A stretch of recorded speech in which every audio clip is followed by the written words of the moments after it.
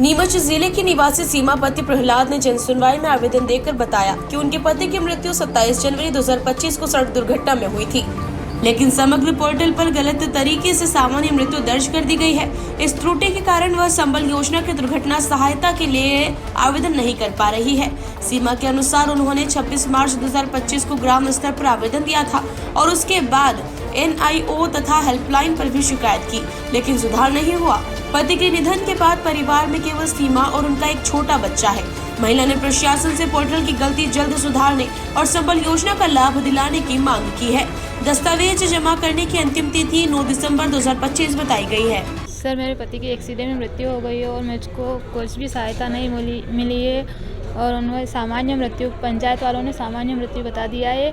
मेरे केवल 4 साल का बेटा है, मेरे परिवार में और कोई नहीं है। आपकी शादी कब हुई थी और पति की मृत्यु कब हुई है? मेरी शादी 2022 में हुई थी, 4-5 साल हो गए। 5 साल 2020 में हुआ। हाँ। एक्सीडेंट कब हुआ था? एक्सीडेंट जनवरी में हुआ था। जनवरी इसी साल 2025 में। 2025 में हुआ। हाँ। क्या चाहते हैं आप? सर, जो आर्थिक सहायता मिलती है वो चाहिए हमें। और जो मेरे जीजू हैं उनकी डेथ जनवरी 2025 के अंदर हुई थी। वो नीमच के अंदर वेयर हाउस के अंदर हेमाली का काम करते थे। वहाँ से जब रात के समय घर लौट रहे थे तो रॉयल इनफील्ड शोरूम नीमच के यहाँ पर उनका एक्सीडेंट हुआ और स्पॉट पे उनकी मौत हो गई। रात को उनको पोस्टमार्टम के लिए नीमच ले जाया गया। सुबह उनका पोस्टमार्टम हुआ।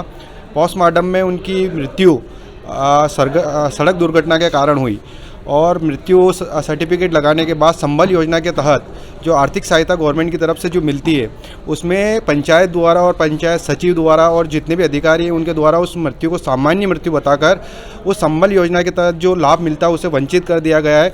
11 महीने से ये सिस्टर सरकारी दफ्तरों के चक्कर काट रही है और वहाँ से गुमराह किया जा रहा है। एक अधिकारी दूसरे के ऊपर थोपता है, दूसरा तीसरे के ऊपर थोपता है और घर में कोई भी नहीं है, ना ससुर है ना एक छोटा बेटा है 4 साल का। उसके लिए परेशान हो रही है।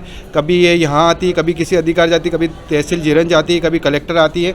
ये अभी तक इसको कोई सहायता नहीं मिली और ना इनका इस किसी भी तरह का कोई सपोर्ट और किसी भी तरह की गवर्नमेंट की तरफ से कोई हेल्प की जा रही है। इस गांव की रहने वाली कौन सी पंचायत का? ये ग्वाल देविया की रहने वाली है। पंचायत इनका सोनियाना लगती है, तहसील जीरन लगती है और जिला नीमच लगता है। सभी जगह अधिकारियों से बातचीत हुई? अधिकारियों से बात हुई तो अधिकारी CM हेल्पलाइन पे भी कंप्लेन की। तो CM हेल्पलाइन पे कंप्लेन करने के दौरान जो अधिकारी इनके ऊपर दबाव बनाते हैं कि आप कंप्लेन उठा लीजिए, हमारे हाथ में कुछ भी नहीं है, तो इनके ऊपर बार बार दबाव बनाया गया CM हेल्पलाइन की कंप्लेन उठाने के लिए भी।